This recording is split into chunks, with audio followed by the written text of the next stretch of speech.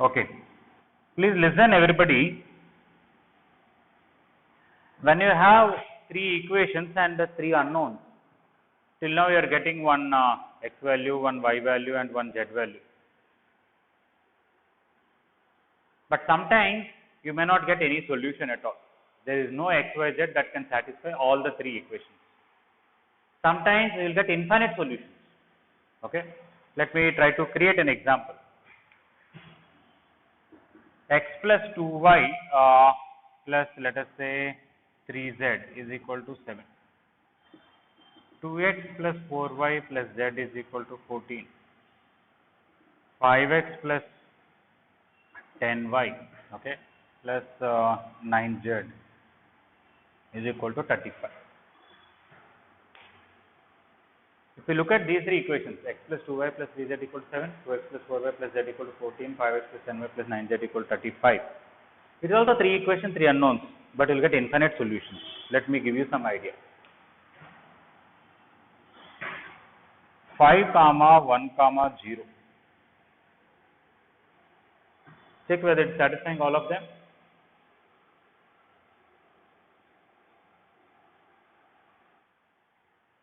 One, 3, 0.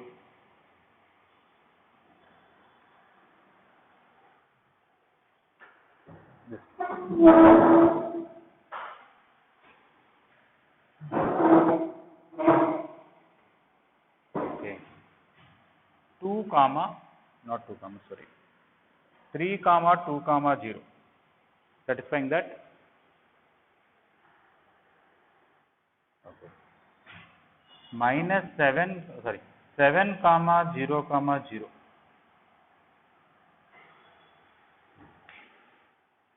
Yeah. Okay. So it is not one solution. We have infinite solutions. Okay. So now in JEE Mains and Advanced, they will not give three equations and ask what is the solution. Mostly they will ask what is the condition for which they will have infinite solutions, what is the condition for which they will have no solution. Sometimes no solution also possible. I will just show you how it can be.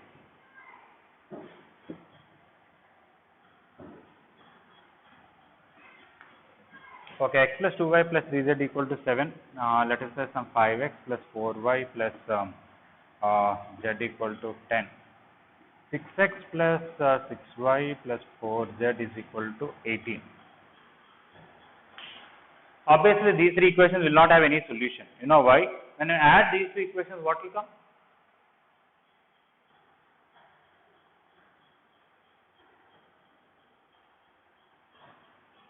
You will, yeah, okay. So 6x plus 6y plus 4z equal to 17 will come, but here I gave 18. So when you add equation 1 plus equation 2, we will get 6x plus 4y plus 6x plus 6y plus 4z equal to 17. How can 6x plus 6y plus 4z can be 17 and 18 simultaneously? It is not possible, right? Okay, so we will not have any solution. All right. So whenever they give you three equations and three unknowns, okay, there are three cases. You can get a unique solution, you can get infinite solution, or no solution. Okay, you have done exercise 3H. All the questions that you have done, they are all about unique solution. Okay, we have not done any question where infinite solutions will come or no solution will come. Exercise 3G, okay, is about exercise 3G is about, they discuss something called consistent and inconsistent. Okay, they did not mention any method. So I will just put as side heading today. What is today's date? 30th. 31st is there this month? No. No. Okay. I say tomorrow is July 1st. Okay. So 36, 2021. Consistency and inconsistency.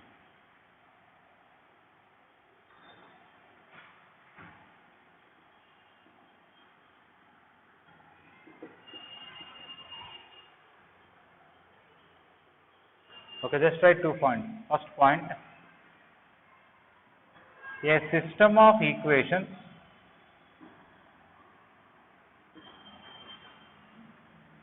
is consistent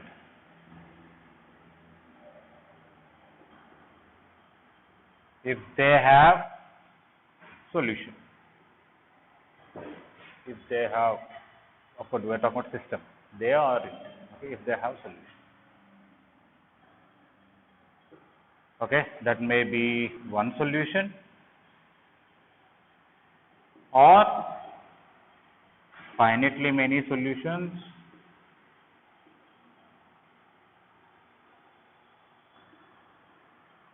or infinite solutions. You can have only one set of solutions, you can have two sets, three sets, or you can have infinite set of solutions.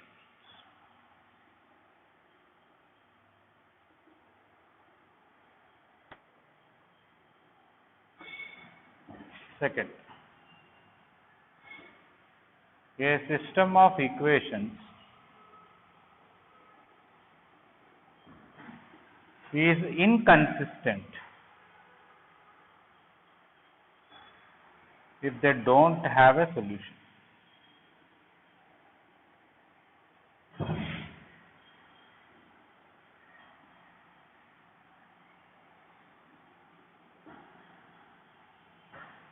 Okay, if they have a solution, one or many doesn't matter, consistent, otherwise they are inconsistent. How to decide that? We will see.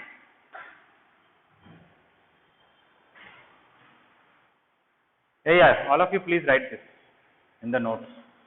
Write today's date and write this.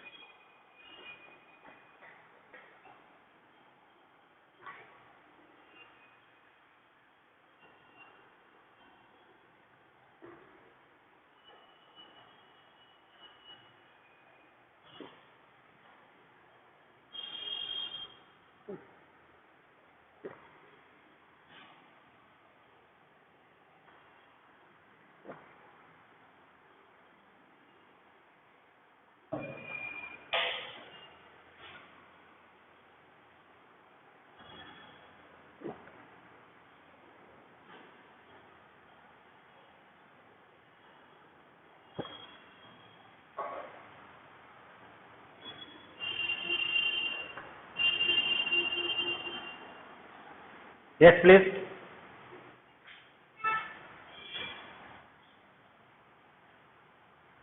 No. Actually, here we are talking about any set of equations, no problem. We can use this, not just in this chapter. It is in general. Okay. Even though we are referring to this chapter, but this terminology is for any set of equations.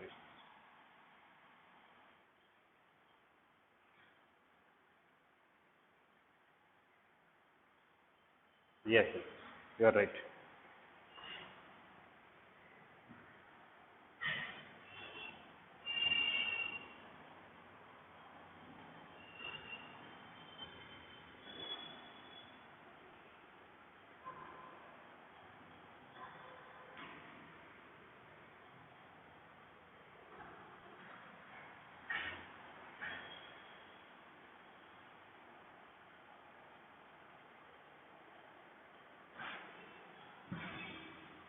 Okay, I am erasing this. I hope everybody copied.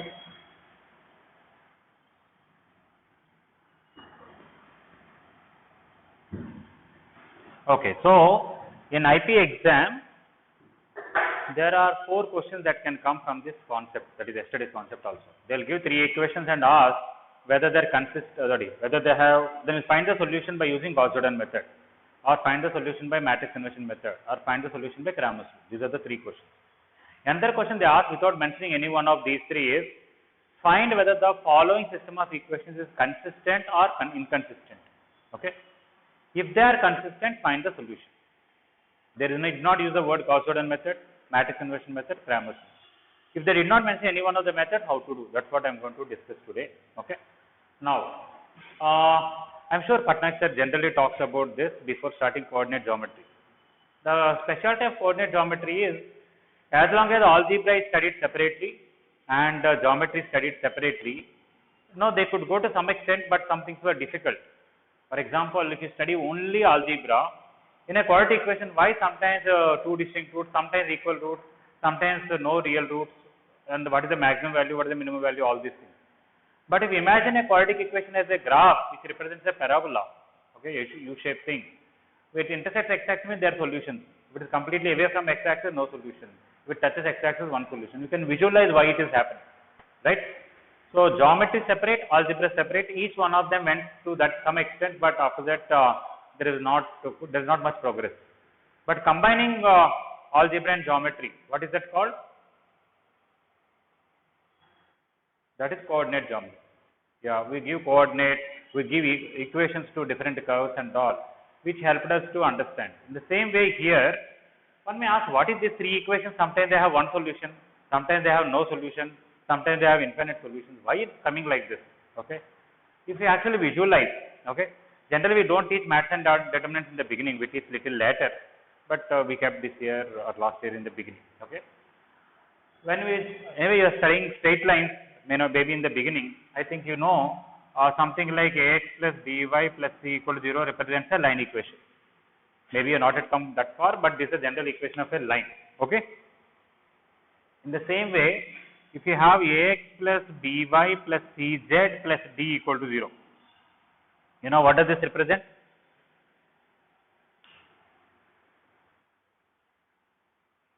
This represents a plane in three-dimensional geometry. Okay. This represents a line in two-dimensional geometry. This represents a plane in three-dimensional geometry. So when you are writing these three equations and trying to solve, actually they are three different planes. And in 2D coordinate system, every point is represented with x coordinate and y coordinate. Whereas in 3D geometry, every point is represented with ordered triad, x coordinate, y coordinate and z coordinate. That means from origin you have to tell how much it has to go along x-axis, parallel to y-axis, and also parallel to z-axis. Okay, it is like you are moving on a surface. You have to only tell x coordinate, y coordinate. But if you are moving the space, let us say I have to give in apartment a particular floor, there is a particular flat. I have to give idea. Not only I have to tell which road it is, the latitude and longitude. I have to also tell the height, that is in which floor, third floor, fifth floor, 100th floor. Am I correct? Okay, so that is x, y, z coordinate also, right? Okay, so whenever x, y, z is involved, like ax plus by plus cz plus d equal to 0, it is a plane in 3D geometry. Every point in that plane will be in the form of x coordinate, y coordinate, z coordinate, satisfies that equation. Okay. Now, if I have two planes in space, how many common points can be there?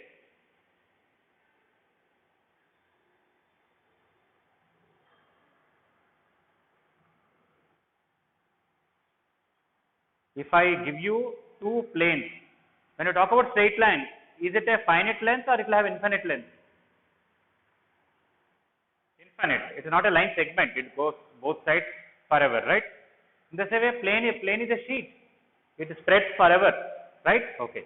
So if you have two planes in space, how many points can satisfy both the planes? How many points can lie on both the planes? Can it be 0? What if two planes are parallel like this? If two planes are parallel forever, then there is no point. If they are not parallel, definitely they will intersect. Okay? If we talk about two straight lines, we talk about point of intersection. But if we talk about two planes, we will be talking about, if we take two planes forever, how many points will satisfy infinite, and all of them will join. If you join, what will come? Yeah. So we call it as line of intersection. Yes, you are right. So whenever you take two planes in space, if they are not parallel, okay, definitely they will intersect forever in a line. Every point on that line will satisfy the first equation and second equation. Now, if I take three planes in space, can there be infinite points satisfying in all the three planes simultaneously? They should lie on the first plane, second plane, third plane. Is it possible? How?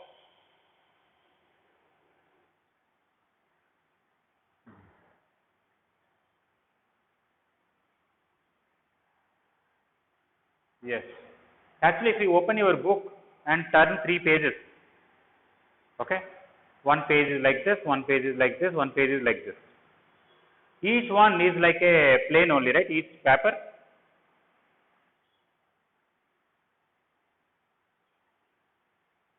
Yeah. That's why I have a pivot line. I have a metal plate attached to it, another metal plate attached to it, another metal plate, three metal plates which can revolve around it. Each metal plate is a plane and all three have that common line, every point on the common line satisfied, right? Yeah. Can three planes in space have no solution? Is that possible? Anybody want to give an example? Okay. Yeah, one plane here, one plane here, one plane here. Three planes are parallel. Not only that, two planes are parallel and third one intersects slantly. Then two planes have common points, but nothing common to all three, right? Okay. Is it possible that no two planes are parallel, but still they don't have a solution? Is it possible? Among the three planes, no two of them are parallel, but still they are all three together doesn't have any solution. Anybody want to give some visualization of that or explain? Yes. If they are like a triangular prism, like a kaleidoscope.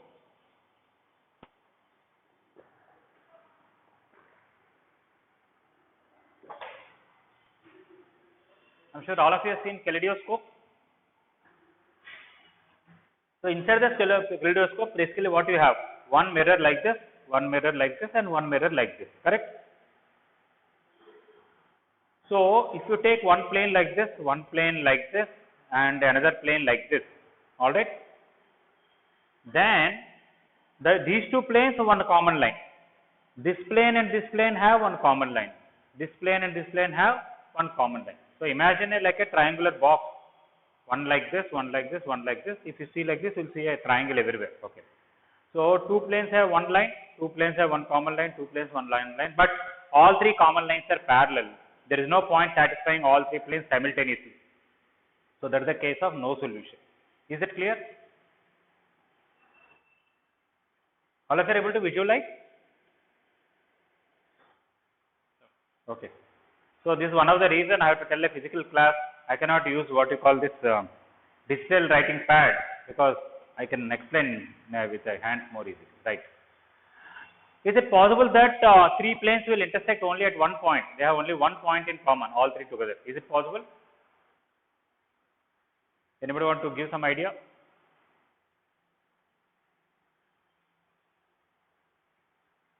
Yes, correct. Yes. You can even visualize our own room. You take the one wall, another adjacent wall and the ceiling. Two adjacent walls and one ceiling. They have that corner common to all the three, right? Another simple way of saying is two planes have a line of intersection. Any other plane cutting that line at one point, okay? Two planes like this, some plane like this, okay? So cutting it. Then there is only one point. That is, these two planes have one common line, these two planes have one common line, these two, but all common lines are coming and meeting at one point. So there is only one point satisfying all three. Is it right? Yeah. Okay. If you don't exactly visualize, don't worry. Okay. Later on, when we finish 3D geometry, today's discussion is nothing. You can just like that make out. But it's quite simple. Okay. Anyway, so we are able to see that ax plus by plus cz plus d equal to 0 will represent a plane. And three planes in space can have no solution, or infinite points can satisfy them, or a unique point can satisfy them. Is it clear? Is it possible that three planes in space will have only 6 points in common? Not infinite points, exactly they will intersect at 6 points. Yeah, finitely many is not possible. Okay, either it is unique to one solution or infinite, in between not possible. Is it okay? Okay. So now when they give us three equations without even visualizing their planes and all, how to conclude which kind of solution they have? For that, there are three methods I want to give an idea. Okay. Method 1. This is not completely thorough, and some conditions are there. I'll tell you what are the conditions.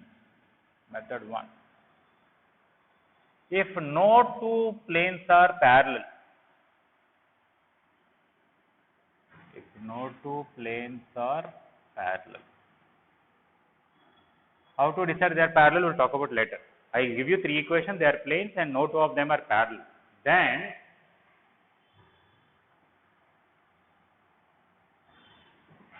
first point, delta not equal to 0, you will have unique solution.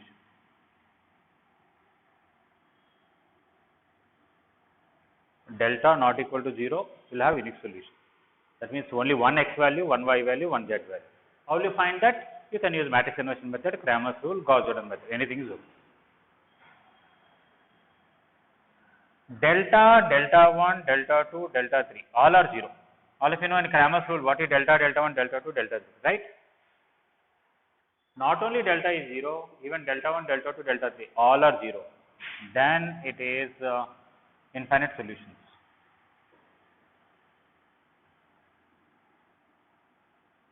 Infinite solutions.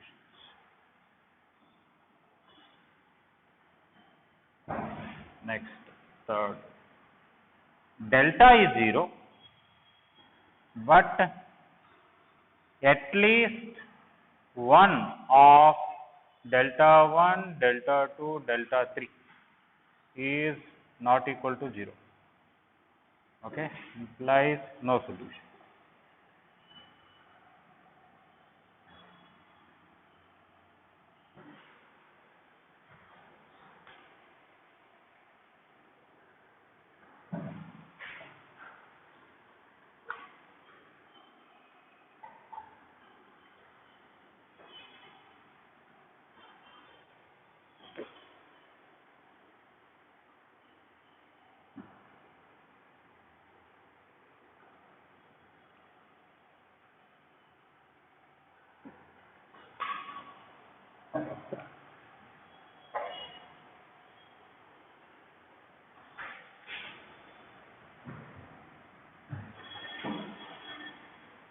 Okay, one important point I want to tell. Sometimes, okay, earlier we know that only when delta not equal to 0 only Cramer's rule or matrix inversion method can be used. When delta is 0, it cannot be used, right? Okay.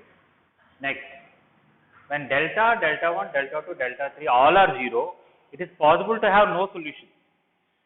But that is when some planes are parallel. Okay. So don't think that whenever all 4 are 0, it is always infinite solution. You should make sure that no two planes are parallel. Okay. When we go do questions, it will be clear to you, but nothing wrong. But if delta is 0, among delta 1, delta 2, delta 3, at least one of them is not 0. Maybe all 3 non-zero, 2 non-zero, 1 non-zero, doesn't matter. It is no solution. This one method. Method 2.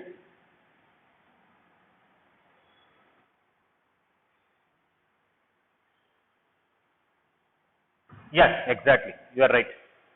This is like kaleidoscope. This is like, there are like 3 pages of a book which have a common line. And this is, 2 planes are intersecting in a line and third plane is intersecting that line. Yeah, please.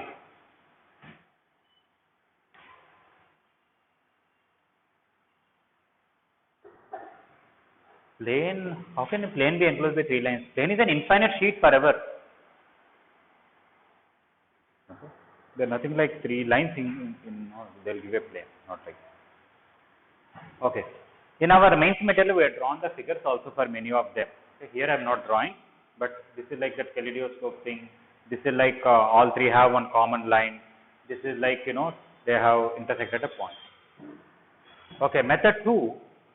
Listen to this. This is a very important thing which you are going to use it mostly. You write that 3/4 matrix for Gauss-Jordan method, right? Okay, that augmented matrix we call that. Augmented matrix.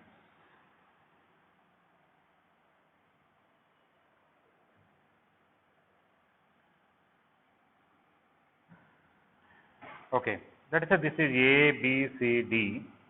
This I will write 0, E, F, G, 0, 0, H, I. Even though this is not the original 3/4 matrix, I know by using row operation, I can convert this into 0, this into 0, this into 0. I don't want to convert these 2 into 0, these 3 into 0. Don't worry, right? Okay. I will also want to write here let E not equal to 0. Okay, this one is non-zero number.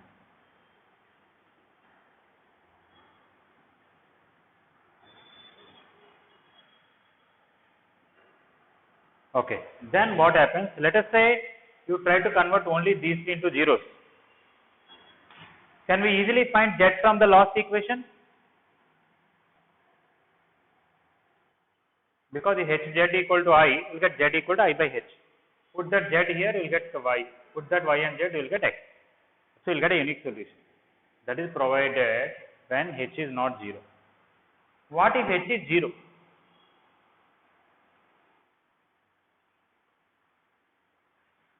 No, let us see that. Let's say I have 2, 3, 5, 7, 0, 7, 9, 4, 0, 0, 0. Let's say last row everything became 0. Then what is, basically there is no equation here.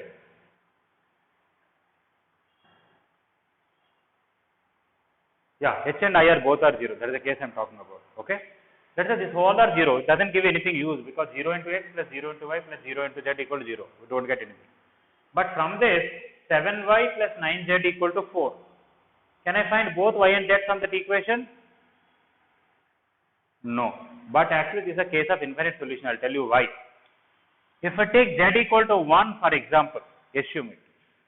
From this we will get y value. Put that y and z, we will get an x value. What if I take z equal to 7? If I solve this equation, we will get y. Put them here, we will get x, right? Okay, that means how many solutions this system of equations has? Infinite. How to write them? You call z equal to k. Okay. Then substitute it here, you will get y in terms of k. Substitute them here, you will get x in terms of k, and k can be anything. You put k equal to 1, 2, 3, 4, you will get getting different answers, infinite set of answers. Okay. So whenever you try to convert only these three into zeros, you are not trying to convert these two into zeros, but in the process of converting these two into zeros, they may also turn out to be zeros. Let's say you end up like that. Then that is infinite solutions. If I have, let us say, some 8 here, 16 here, it is obviously unique solution. Why? 8z equal to 16 means what is z value? 2. Substitute that 2 here, 7y plus 9 into 2 equal to 4, you will get y value. Substitute that y and z, you will get x value. Is it alright? What if this also came 0, but this is 16 only, not 0? Then what happens?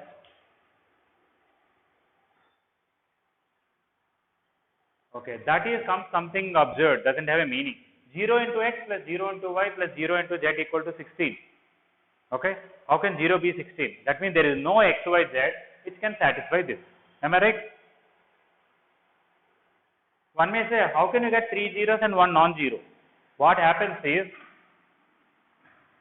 let us say I have 5x plus 2y plus 3z equal to 9. 5x plus 2y plus 3z equal to 20. Obviously, this equation doesn't have any solution, right? Okay. But when I subtract, what happens? 5 minus 5, 0, 2 minus 2, 0, 3 minus 3, 0, but here some 11 will come. 0 into x plus 0 into y plus 0 into z equal to 11. Sorry, you are not able to see, but I think you can make out. Okay. So,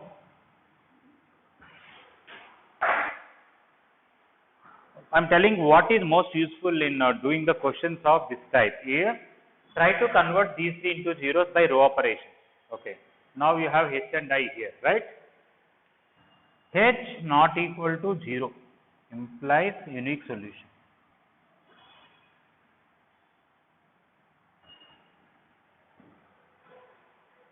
And h equal to I equal to 0, both are 0, implies infinite solution.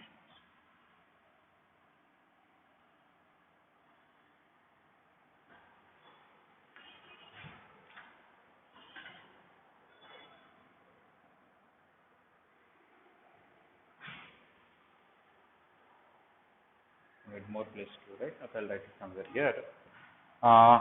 H equal to 0 but I not equal to 0 implies no solution.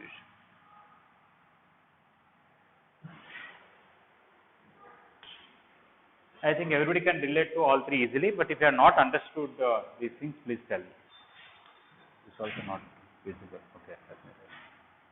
H equal to 0, comma, I not equal to 0 implies no solution.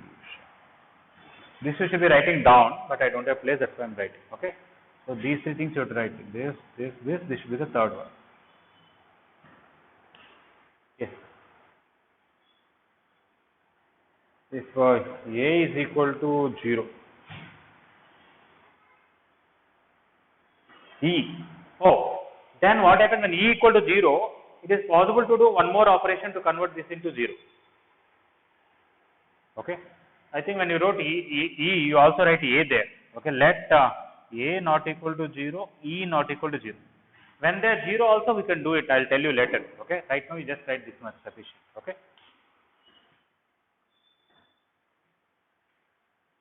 I will explain it.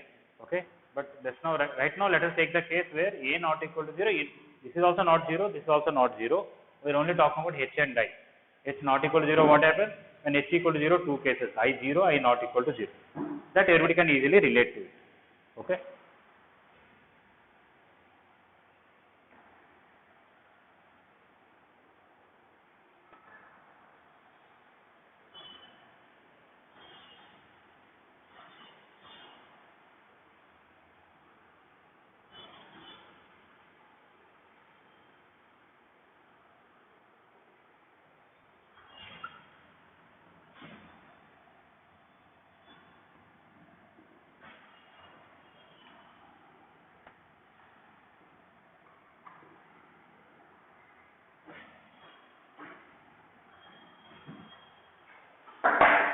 Okay. I am writing 3 examples so that some people will understand better. If you want to copy or don't want to copy, that's up to you. Or anyway you are there, you can copy also. Just some random example. 7, 8, 9, 3, 0, 5, 4, 2, 0, 0, let's say 7, 21. This is a case of unique solution.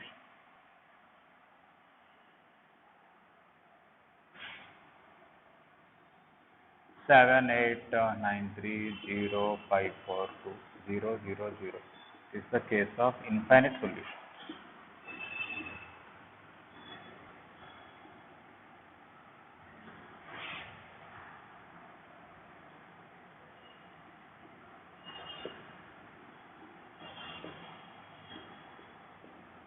This is a case of no solution. Okay, everybody can relate to this very easily. We are only trying to convert this into 0, not other things.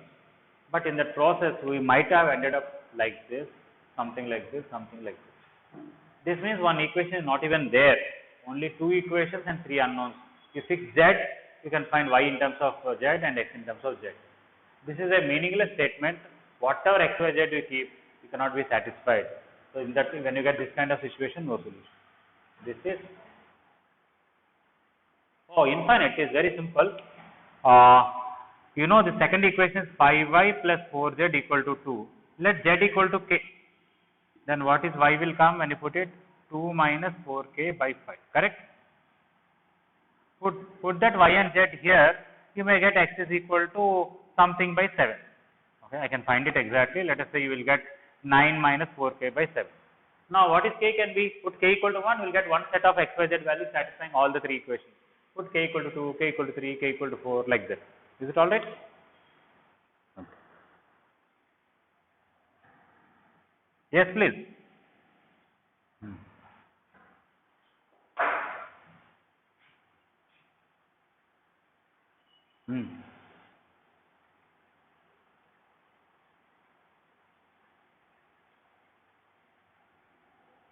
Oh, yes, correct. You can actually see that here.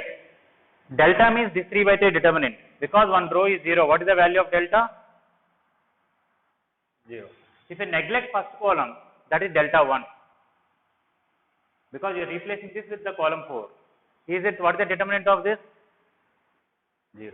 If you neglect column 2 and take this, that is delta 2, that is 0. Okay. But coming to here, this delta is 0, but except this delta, is it 0? No, no. Okay. If you want, you can write here delta equal to delta 1 equal to delta 2 equal to delta 3 equal to 0. Here delta itself is not equal to 0. Here delta is 0, delta 1 not equal to 0. I don't know about delta 2 also not equal to 0 only. Okay. Delta 2 not equal to 0, delta 3 not equal to 0. Okay, you can easily relate to this.